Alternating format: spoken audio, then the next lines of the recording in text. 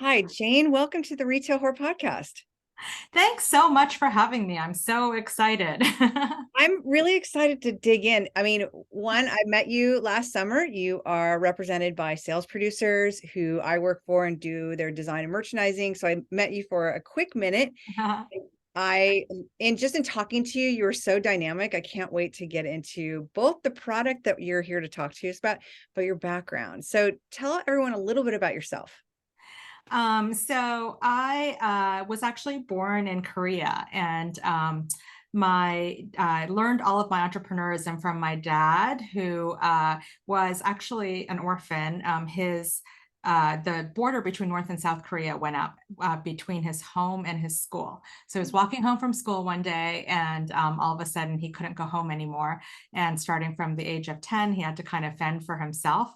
Oh So my God. his first entrepreneurial venture was picking apples and trying to sell them. And just can you imagine this kid growing up by himself? And that really kind of instilled a sense of, that anything was possible. I mean, if you look at now that he had a business in Canada. Fast forward, we immigrated to Toronto, and he, in a language that he didn't speak fluently, he was able to build a business and have a family. And all Wow. three of his daughters have, graduated from college, and we have great families. And so I think it's pretty spectacular what he was able to do. And I think having a first front row seat to that, like when I was when we first immigrated, my parents had a 7-Eleven store. And so Mm. I didn't realize that that actually stands for 7 days a week, 11 hours a day. And Oh my then God, I they had no idea. yeah, that's what it stands for. And so, and then that's the times you're open, right? So you got to go buy the material, buy your merch before that. And afterwards, you have to close, and count the cash. And so that's not even all the working hours. So it was really, their store was across the street from my school in kindergarten and first grade. And so I really just got to see how all of this worked. And we really moved about once a year. So my husband thinks like moving houses is a big deal because his mom was still in the same house he grew up in, but I was used to sort of seeing this sense of that every apartment we lived in was better than the last one Mm. until ultimately they were able to buy a house pretty much with cash because they couldn't really qualify for any financing. Wow. So it is just, I think when you get to see all of that, there are so many hard days as an entrepreneur where it is hard doing a startup in a pandemic with supply chain issues and inflation now and all of the things. But there's nothing that I will ever do that will be anywhere close to as hard as what my parents did. So I think that has been my whole inspiration. Um, I actually went to law school because my parents were I was going to go to India after undergrad, and they were really upset with me interrupting my education. Mm. So I applied to law school just as a ruse, like just to say, oh, I'm going to come back and do that. I didn't really mean to do it, but it was the first time I saw my parents cry. They were like, please, don't interrupt this. You can do whatever you want after law school, which actually wasn't really true because then I ended up getting married and I had a lot of law school debt. And so, I have no regrets about any of that. And so I went to college at Princeton because my cousin sent me an application, and that was the only American school I applied to. And, I went to take the SATs, and I didn't have money because I didn't know that those were, paid things. So I sent my application in December, I remember, and it was such a mess. It was a yellow application. I had yellow liquid paper all over it. I didn't have a typewriter. And then, so in the spot that said, like, do you have any extenuating circumstances? I wrote, I'm really sorry, this application is so messy. It's my only copy. And then I know the liquid paper doesn't match. I don't know if there's anybody listening to this podcast who is so young that they don't know what liquid paper is, but back in the day, we didn't have computers, and we had to erase our mistakes by covering it up with sort of this paper paint. Anyway, so, it was when I went to take my SATs, there was a guy behind me in line, a parent, who actually said, "Are you not here with the parent? And do you have no money?" And I was like, "Yeah, I guess I can't take the test." So he paid for me. Wow. And here's my address, just send me a check. And so if you think about the fact that we're probably competitive, right? Like, he doesn't know where I'm applying or whatever. And he just kind of changed the trajectory of my life. I wouldn't have been able to go to the States and do all of the things I've accomplished to date if that one stranger didn't act, in an unusually kind way in Wow. that one moment in time. So would love to find them and him and say thank you. But yeah, I mean, fast forward, I worked as a lawyer for about 9 months. And I came home one day and I said, I would rather be hit by a car than go to work. I was like, if I could cut off my pinky toe and not have to go to work again, I would do it. And my husband was like, ew, gross. Like, who even wants your toe? And you have 2 Ivy League degrees. Go and do, what do you want to do? And so I worked for a nonprofit for a bit on education and technology, and then I worked at the Boston Consulting Group doing strategy consulting for Fortune 100 companies. That's where I learned that nobody really has a plan. All of these amazing, glorified CEOs of publicly traded companies, when you see them up close, they're all human too, and there's no Bible, or there's no operating, there's nothing that tells them how to do what they're doing. We're all kind of doing the best we can. And that was really inspiring to me in terms of the things that I thought I could do. If those people were human and didn't seem, like they had some extraordinary skills that I could never achieve, then there are things that were felt more in reach and more possible for me. So I also worked at Starbucks that was an amazing environment, working on new product innovation. And Wow. then I left to start my first startup was a beauty company called Julep, where we did we were an online first beauty company, and we did subscription boxes that were customizable way back in the day when nobody else was doing that. Wow. I sold that company, and I was not planning on starting another company, honestly. It was the last thing that was on my mind because I had experienced how incredibly hard it was. Hmm. But then one Christmas, I was sitting around. I'm the oldest daughter of 3. And so I bully my sisters into coming to my house for Christmas. And I bully them into staying for through New Year's. And Oh, so 10 days, where one time we had, I think, like 20 people in the house for this entire time. And it started to rain inside the house off the ceiling because so many people were taking showers and doing the dishwasher and doing the laundry that the house got really humid. oh And my that's, God. I know, I've never seen that happen before.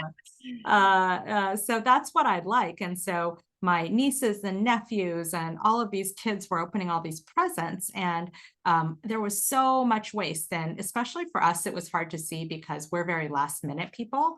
So we were up till 3 a.m. wrapping presents, right? So all of this gift wrap didn't even last a few hours because then the kids wake up and they just tear into everything. And so I started Googling, hey, is wrapping paper recyclable, or what kind of wrapping paper can be recycled? So I could kind of make sure I put it in recycling versus trash. And it turned out all of my wrapping paper went to trash because if it's too sparkly, the Santa glitter, if it's coated or if it's too thin, tissue paper can't be recycled. I was horrified to learn. So all of these things couldn't be recycled, and it all had to go to trash. And that's when I thought, with all of the insane news about climate change and how important that is, especially as a parent thinking about my kids growing up. I wanted to just do something that was better. Look, is this the be all end all of climate change? No, but is it possible for all of us to do a little something that is better? So that was where the idea for Tokki was born. Can we just do something a little bit better? I mean, every year Americans use enough single use gift wrap to go around the world 9 times. Wow. So if we could just use gift wrap that is reusable, then we're saving all that from landfill. And in order to kind of make that fun, not a chore, that's where the idea for Tokki came, is how can we make this exciting for people, where and the idea for the QR code, sort of blending technology and physical products, is where I have the most fun, and my co-founder Taylor Hoit, where we love playing. Because if you just have a physical product, that's one thing, but when you can bring a digital experience and marry it with a physical product, I think now we're cooking with gas. Yeah. Now we can make something really delightful where people can show up with their gift in a way that we can add a photo or video through a QR card. So we made an endlessly reusable bag that is made from 3 recycled water bottles. So every Tokki bag is made from recycled water bottles. So it's already reusing something. It's made to be reused endlessly because you can keep adding digital cards through the QR code. So it's like the card, it's the bag, and it's the tissue, because you don't need a tissue. You can just use the snap. So we've tried to think of everything, make this a 3-in-1 product, put all of the instructions on the bottom. So if I give it to you, how are you going to know it's reusable and you can give it to somebody else? So that's why we put all of the instructions there, so you know that it's not a regular gift bag. This is not your mom's gift bag. And we have like 10 patents pending on this whole thing. That's amazing. Okay, before there's so much to unpack right there that I'm I like, know. Sorry, I did like speed dating with you, speed podcasting. totally.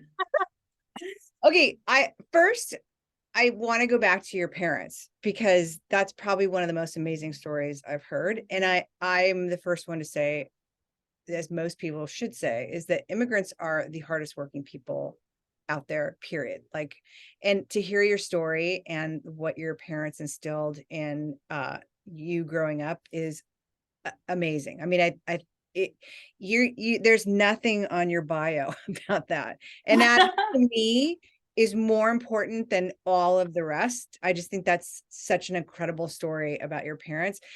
So I have a question, is and this will be I don't want to delve too deep in it, but how did your parents how did your dad end up all by himself how did he ever have anybody come in and help him, or was he literally by himself till he left, or till he met his wife? Or Yeah, there were 5 kids in my dad's family, and so the 2 youngest kids were with the parents just on the north side of the border, and he had 2 other siblings on the south side, so where they were at school. So the thing is that I'm sure this happened in Germany too. If you think about the fact that there are these borders where there weren't borders, how it starts is just like a random checkpoint, right? And I later heard the story that it was I can't remember his name, but an American general who just picked the 38th parallel as a number without even looking at where it runs, right?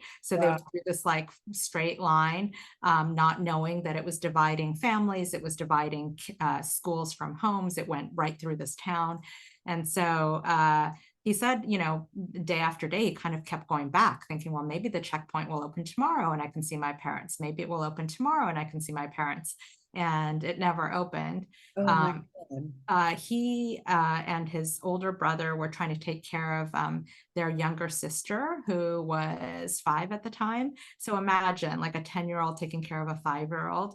And so he said, he was trying to be like kind, and and they would sort of go around asking people for food. He said the dumb kids went to ask for food during dinner, because and they never got food because nobody wants to give away their dinner food. It's a war, it's all of the, craziness. He was like, if you want to eat, you go after dinner and you say you will clean up, and can you eat the scraps? And so he was the best fed orphan. And he, was taking care of his sister. And, she tells the story. I only heard it years and years later, like decades later. The thing about these stories is that they don't tell them linearly, and my parents don't even really like to talk about it. So it's only in trips back to Korea when they see their siblings that some of these things bubble up. And my my aunt was saying that my dad was really nice to her at first, like trying to be like, we will see mom and dad, like it's okay, I'm here for you. And then like after a while, when she would cry for her parents because she's 5, he would punch her. Right? Because he's 10. Like, what are you gonna do? What does a 10-year-old do? Right? You're just like, stop it. I told you it's not gonna happen. And Wow. so like it's so interesting, these little details of the reality of what it's like to have to grow up by yourself. I can't, I mean, it's unfathomable here. I mean, and have you read the book Tastes Like War? No, I haven't. It's a book, a daughter wrote about her mother's story during this time, and she ended up marrying an American military. She ended up in the prostitution houses, which I guess a lot of Korean women ended up. And she, through her mom living with her dad, and this little bits of story, same thing, wouldn't talk about any of it, little bits of it. And the Taste Like War comes from, I guess when she was getting older and she was living in her brother's house as an elderly person. I guess her brother was trying to get her to eat, and he brought her powdered milk. And her daughter came over, and she's like, why aren't you drinking it? And she's like, because it tastes like war. And she said, I don't understand. She said, when the Americans came to save the day, they would do food drops, and powdered milk was always what they dropped. And she said, and what the Americans don't know is that Asians are lactose intolerant. And she's like, and it literally, I taste it and I smell it, and it tastes like war. So My parents tell this story about, my mom does that, in one of the food drops, which sometimes they did by airplane, they would drop a bunch of food with a little parachute, and they in cans, right? But in her village, they'd never seen a can. So she said they were really hungry. They were boiling tree bark to eat, and all the time they had these cans, and she said they played with them like balls. They would kick them in the field. They were like, Americans are so weird. They like, why are they sending us these metal containers? And one day when they were playing like kickball or something, the can exploded, and they were like, oh my gosh, there is food inside those cans. wow. I just, I mean, I sorry, I didn't want to go too far down, but it's one of those things that we rarely hear, and certainly that none of us have gone through. And it's like I said, it's so incredible to hear what you have learned and what your parents have gone through. I mean, it's no doubt, when you look at your bio, what you've achieved is obviously from watching your father and your mother and their work ethic, and it's just I have total chills. Like that was totally unexpected. I'm not gonna lie. Like I am like I'm you were able to completely like take my breath away. Well, I love that Esther Perel podcast, Where Shall We Begin? And I love that question because it's sort of, you ask such an open-ended question, like, tell me a little bit about yourself. And I'm always sort of not sure exactly where to start, but I do think sharing that, history of my parents really illuminates what drives me and why I am so grateful for the opportunities that I have. I just really live for, with gratitude, and I live for connection, and why I am, a friend of mine said that I am really fearless. And I think that comes from, I don't know if that's completely true, but to the extent that I do operate without fear, it is because I just am so grateful for opportunity Wow. and for my education. And when I look at, that first winter, my dad said they dug sweet potato out of the frozen ground to eat, because some of the farmers would, like, you don't get all of the potatoes out of the ground, right? It's like there's some just left over, so that aren't harvested. So they, realized that was the case, and kind of, that's how they fed themselves. So, it's amazing, right? Like, I get to go to my fridge and I get to take I out food.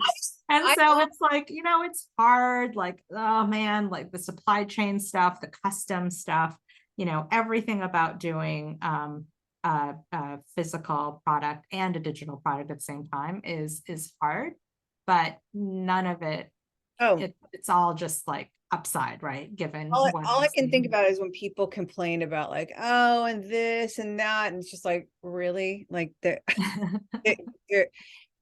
wow. Okay. So I want to ask you about your beauty brand. Did you create it from the ground up? I mean, how would, and without a background in beauty products, like how does one do that? I mean, Koreans are known for their skin. They're known for their skincare. I'm assuming you have an incredible regime that you go through. How do you create something like that without do The honest answer there is that I started Julep as a beauty parlor, like as a nail parlor experience. So I wanted to offer clean green products and a clean green experience.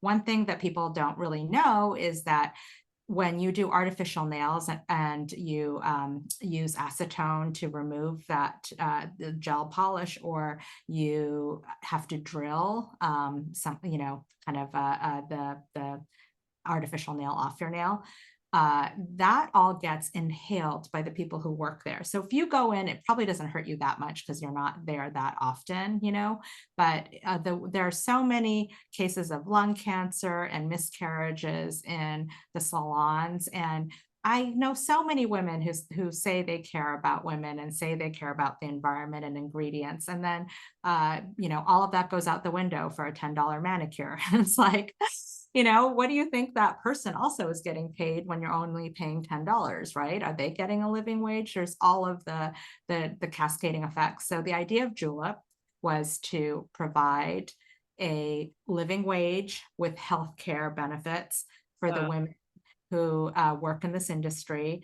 And in order to do that, we did have to charge more, but we also gave customers we sterilized everything that was used. I bought a dental grade sterilizer to put all of the implements in, and, a food grade sanitizer. So we just made everything super healthy, as healthy as we could make it. And back then, there weren't that many nail polish brands without formaldehyde and toluene. And so we worked with the European manufacturer to create our own line with really cool colors.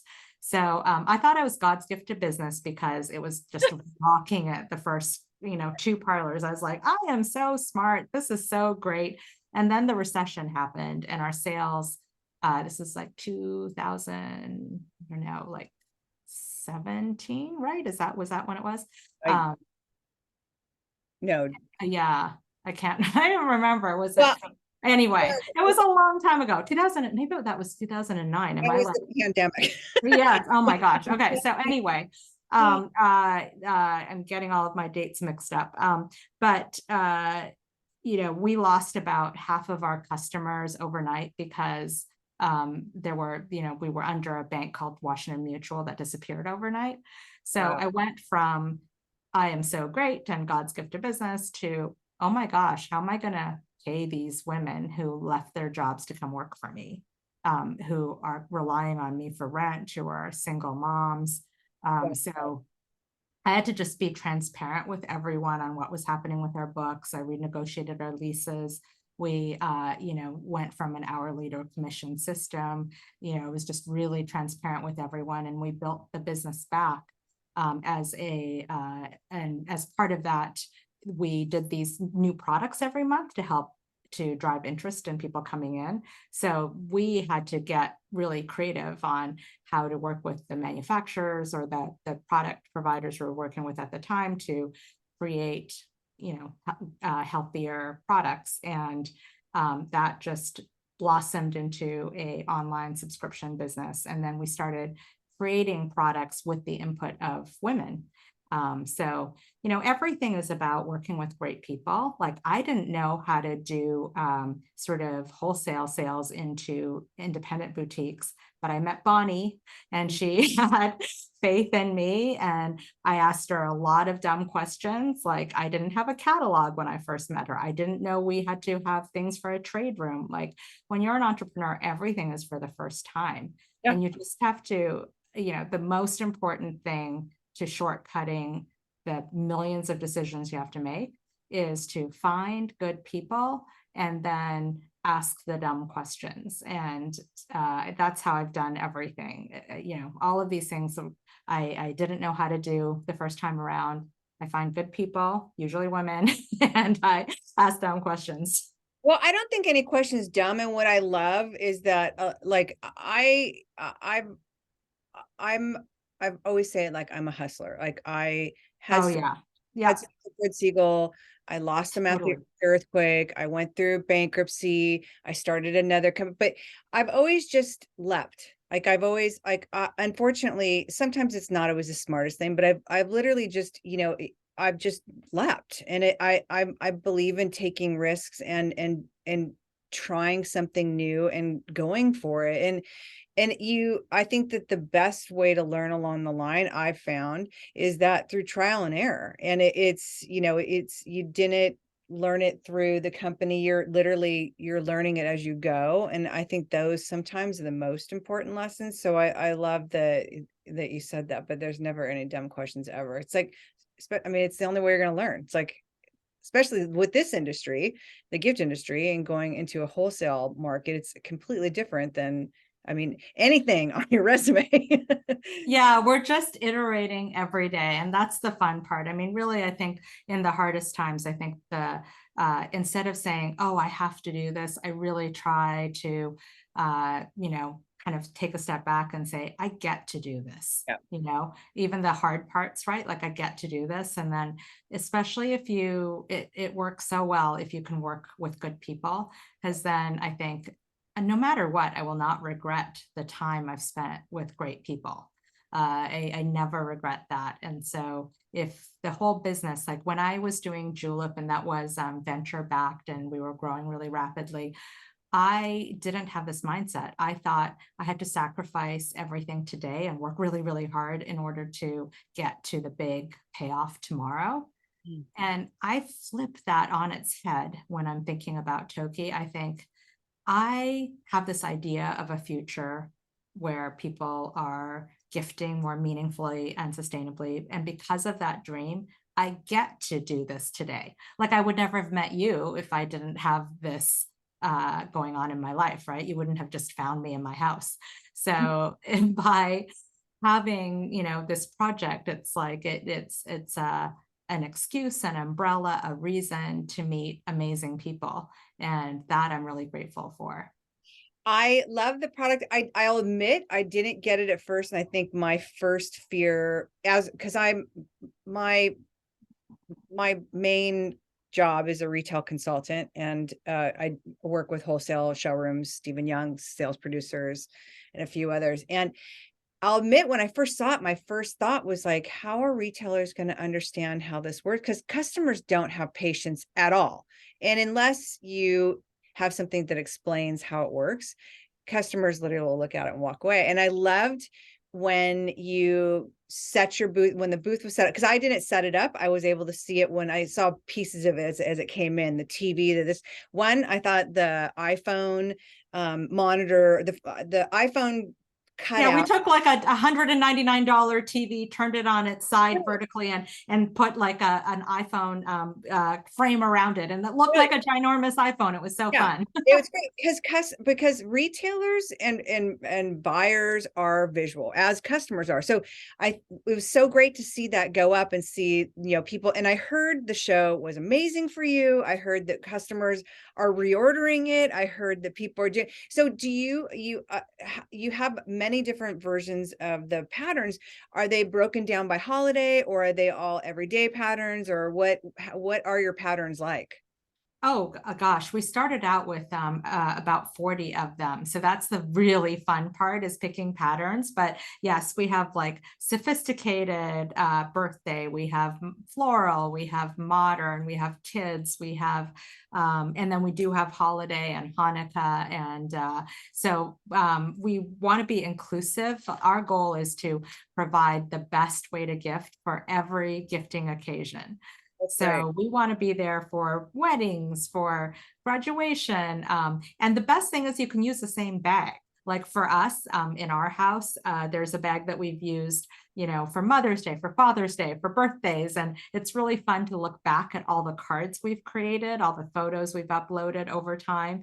But also it folds up neatly, like these ginormous, messy wrapping drawers, right? I'm sort of lamenting the fact that a lot of fancy homes have like gift wrap rooms. It's like, don't have a gift wrap room, use that room for something more fun. And use reusable gift wrap where you can fold it away, there's no mess. Marie Kondo's got to love this. Yeah. So, okay, because I still not completely understand. I mean, I do understand, but you give the bag to somebody, you take you scan the QR code, and that brings me to where? And Okay, so I always say if you can use a menu, you can do a Tokki. So you start by scanning the QR code that is attached to the bag. So that's the card part. And it asks you to create an account, which is what any e-commerce or anything, you always have to, like airlines, whatever. You just have to give your email address. And then it walks you through to, you type that in, from, and then it has a picture icon. So you click on that and it takes you to your phone, all the photos and videos on your phone. Or you can click GIF and it takes you to Giphy, and you can add like Harry Potter wands or Elmo or puppies or cats or whatever it is that your friend likes. Schitt's Creek. It's great that you can send your gift with Ted Lasso if you want, right? So it's super easy. You can do it in 2 minutes. And then you hit save and it is uploaded. So then if I give it to you, it's just like a menu. You scan it and the card comes up right away. No account or anything, right? Just like a menu would come up on your phone, the card comes up. It's me saying, hi, thank you for having me on your podcast. And it just makes the experience more delightful, right? And I can say, hey, I'm sending you this book because I really thought of you. I read Tastes Like War, and here's a book that I really think I'm crying an H mark that I think you should read. And it's a way to send the gift much more personally, like you can, grandbabies, puppies, all the things that make that moment more special, add meaning to the gift. Because a physical gift, there aren't many things that are spectacular, right? To me, what's meaningful is when it recalls a memory, or because of the friend. This mug doesn't mean anything. It means a lot when it comes from a friend and she reminds me that she got it in Big Sur, California, where we hiked, right? And as a picture of us hiking. So I think, and everybody who receives it then can add a new card. At the bottom of the card, it says add new card, just right there. You click on that and you go through that same experience again. And the cool thing is there's a waste counter. So you can see how much waste has been saved. We give you like, it's 1,000 giraffes worth, or, hundreds of football fields. And every time somebody uploads and uses a Tokki, it adds another, average amount of gift wrap to that amount saved. I love So that. we can see the impact. It's super fun. And then if I send it to you, it will show, from Seattle to, where are you actually? Redondo Beach, California. Okay, see, so from Washington State to California, and then if you send it to somebody in Paris, there's a little tracker, so it's sort of fun Oh, to that's see cool. where it's gone, right? Because we want to make reuse fun. I don't want it to be a chore.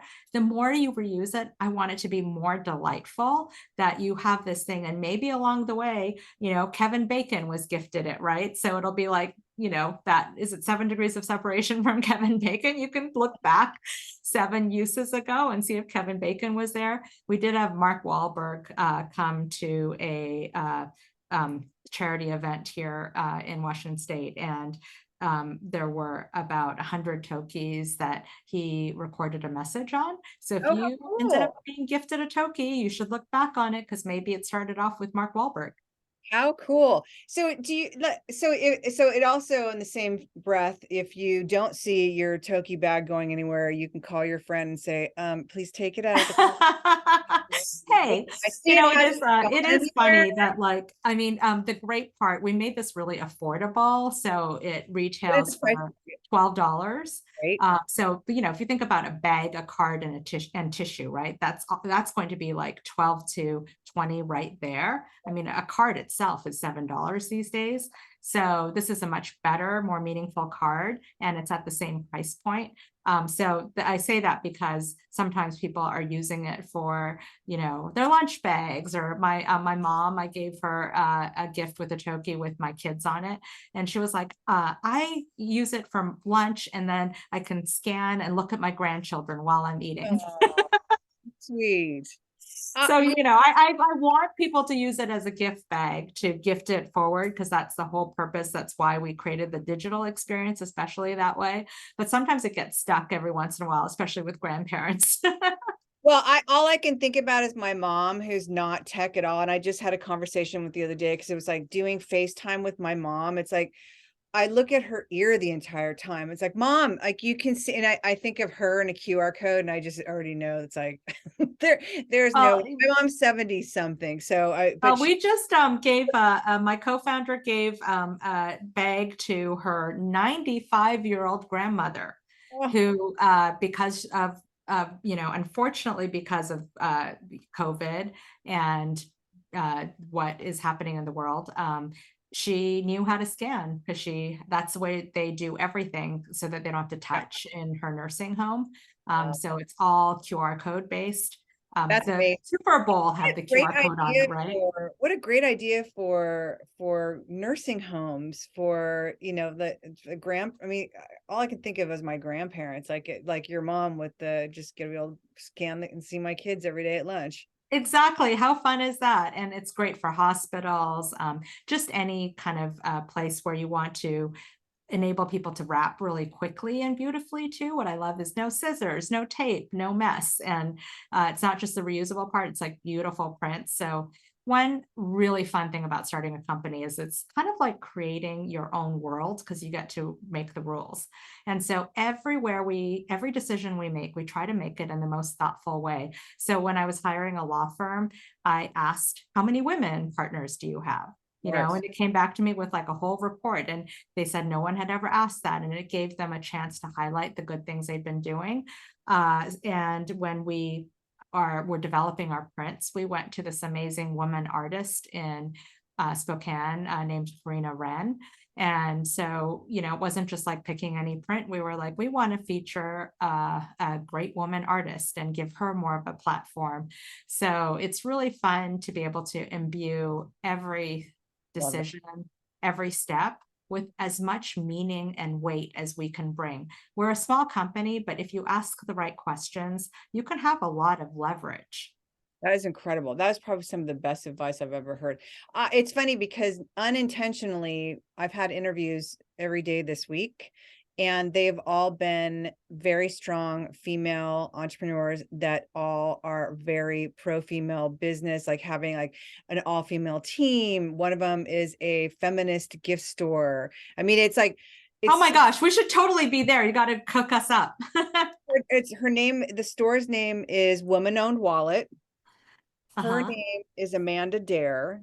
She's amazing. Like she's all about, I mean, like, the Roe versus Wade thing went down. They were not shy, and they were like in and because she has not backed down on her belief and female empowerment and feminism, she's gotten death threats. It's crazy, but it's the most, like, this week has been so incredible. Like all these women that are like behind women businesses and entrepreneurs. And it's like, it's so fantastic. It's crazy. I'm just sitting here right now, like, wow. Like, um, I always ask 2 questions because I know you're on somewhat of a time limit. I ask 2 questions at the end. One is, you're creative. How do you and where do you find inspiration? Really from girlfriends. Like I am so inspired by connection. I really see everything as connection. I even see, I see like the point of having money is connection. You know, what is the point if it's not about love and the people you love and being able to do special things for them, and extending that broadly to love for all of mankind and thinking about our planet. But it is trying to deeply understand and have huge empathy for others. That is always a source of inspiration for me. I love you for that. I empathy and compassion are 2 things that and this time of year, you do not see a lot of it, sadly. That seems like there would be more empathy and compassion, and it brings out the absolute worst in people at the parking and traffic and grocery store. It's like, oh, I love that answer. And my last question is, what is your best piece of advice for somebody starting a startup company? My best piece of advice is to get used to making mistakes and failing. Especially we as women, we don't like to make mistakes. And people who are high achieving can be perfectionists and really hard on themselves. When you are working in a big company environment, you know, when I was working in corporate America, I maybe made one decision a year, right? People who work in companies will appreciate this, that you carry one decision from room to room, you get cross-functional blessing. It takes so long and so many people to make one decision happen, that sourcing an idea, getting all the buy-in you need to get, and having it launch is, you know, it would be fast to do it in a year. Right. When you are running a company, you're making hundreds of decisions a day. It might be decisions like when I was building our first parlor, our contractor called me and said, "Where do you want the light switch? Where do you want the cash wrap?" I had never done construction, a build out before. I'd never even remodeled my home. So, you know, you just have to do the best you can, and know that you're going to make a lot of mistakes. I love when I have interns, my favorite thing to do is I give them a goal to fail at something once a week. Ah, And because if they're not trying hard enough. So it might be asking an influencer to carry our product and they say no, or asking a gift shop, or what is it? You know, just go out there and collect some no's and tell me what you did and what you learned from it. Because we have to normalize failing and being told no. When I first started Julep and I was getting investors, I kept a spreadsheet. I don't know why it was in Excel, but I had read that Howard Schultz had asked, you know, I forget what the number is now, but maybe asked like 100 people to get 3 yeses, right? A 3% batting average. And so I just kept a list, and every time I was told no, I would put it in there. So it's not, you know, it's really hard to put yourself out there. We're doing a equity fundraise now on Start Engine. And so actually, if people are listening to this and are curious, you should go to Start Engine, and search Tokki. But it's really vulnerable and humbling to be out there and have the raise be public, and for people to know how much you have or don't have. And you know, and it's hard to put your whole soul out there and then have people turn you down or not be interested. And the thing that you have to know is that that's all part of it. Like if you are surprised by it and take it as something that, you know, a signal that you should stop, that isn't the right way to think about it. It's just sort of it is hard. People say that, you know, there's no such thing as a mistake. It's all lessons. I don't think that's true. A mistake stays a mistake unless you reflect on it and think about what you want to do differently next time, or have a plan for it, right? If you plan for 97 rejections, then when you get them, you just chalk them up and it's like, okay, that's number 94. You know, I have 3 more to go. And it's part of your mental map. It's not a surprise. If you make a mistake, as the worst mistakes I have made have been around people, and when I have unintentionally hurt somebody's feelings or made them feel less than or not appreciated in a way that I don't truly feel. I just did this actually yesterday. We have these amazing PR women again who work with us, and they got us a fantastic feature in Seattle Magazine and has a picture of me, but it doesn't have the picture of the product. So the picture is great, the story is great. And maybe Seattle Magazine wouldn't have held it anyway, right? But when the email came through, we got you this feature, I wrote back, it sucks that there's no picture of the product, right? And I didn't mean like, I don't appreciate you. And so I went to bed, and for some reason it like stuck with me that, hey, was that the best thing to do, Jane? And so I woke up this morning, today, before coming on this call, I wrote a little note. I said, hey, I want you to know that I really appreciate your efforts. And that one was on me. Like, they're not taking the pictures, right? Like, I need to have a portfolio of photography that includes me and the product, that when people ask for it, like you did too, I can send it to you. I mean, the same photo I sent you doesn't have product in it. So it's me who's making the mistake. Maybe we should swap that out before this goes to air, but it's me who's making the mistake. And I made her feel bad. And so, I took that mistake, and if I just was like, oh, well, I shouldn't have done that. I love you owned it. Oh my God. Yes, No, you have to show up and do something different. The way you make a mistake a lesson is you own it and you go back and you say, hey, can I have a little do-over here? This is what I intended. I know that that's not the way it came across, and I'm sorry. And I do appreciate you. So I think just having a plan for the failures you're going to have, and also having a plan for when when you aren't perfect, because none of us are. And if you kind of have a track of what you can say, I mean, my favorite thing to say is just like, hey, can I have a do-over? Like, I haven't ever had anybody say no to me, right? There are times when it's busyness that is the enemy of kindness. So when you see people lack empathy this season, it's not because they're mean, it's because they're busier right now.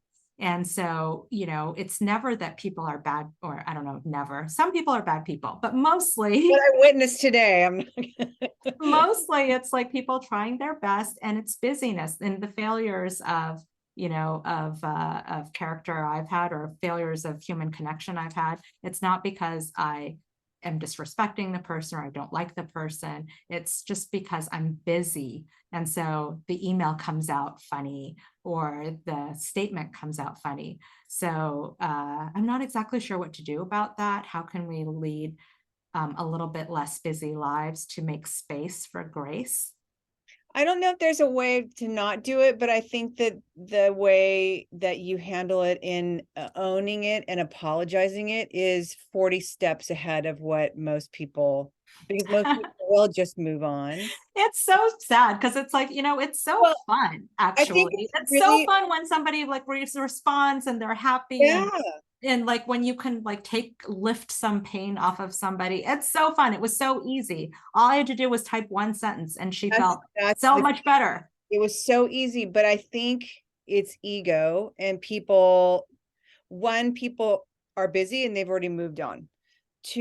Part of it is ego, and no one wants to go back and admit they're wrong or say they're sorry, or because it's like it means you're basically admitting. And it's like, I wish more people, I mean, I don't do it sometimes, and it's like, it's so refreshing. I know when I do own it, it's like, oh God, I feel better.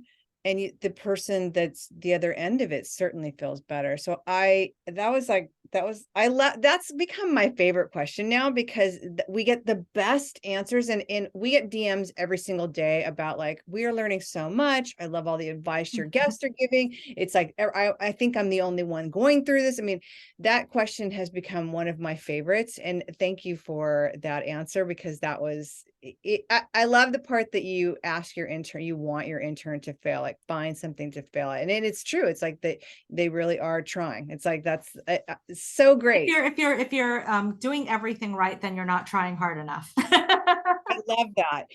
Tell everybody where they can find you and where they can buy you. You are repped by Bonnie at Sales Producers. We are in, I say we, because I'm doing Yes. we are in the Cooper building in Los Angeles, and in the Las Vegas Market Center on the 10th floor. 10th floor. Yeah. Where else are you represented? We are also with the Link companies in Atlanta. So we'll be at the Atlanta shows and at the and with Bonnie and Sales Producers in Las Vegas. And where can they find you online and all social media handles? Okay, we're at Tokki.com, and all our social media handles at Facebook, Instagram, and TikTok are at Tokki Gifting. Fantastic. Thank you so much for your time. I know you are incredibly busy, but it was such a pleasure to talk to you and hear your story. And like I said, the story about your parents and your drive and your entrepreneurship coming from them was probably my favorite part of the interview. So well, thanks so much. I'll let my parents know. They'll be happy to hear that. yes. Thank you so much. And then hopefully I'll see you at the show this summer. Oh, yeah, that'll be great. January. See you again. Yes. Yeah. See you in a month. Thank you so much. All right. Take care, Michelle. Thank you.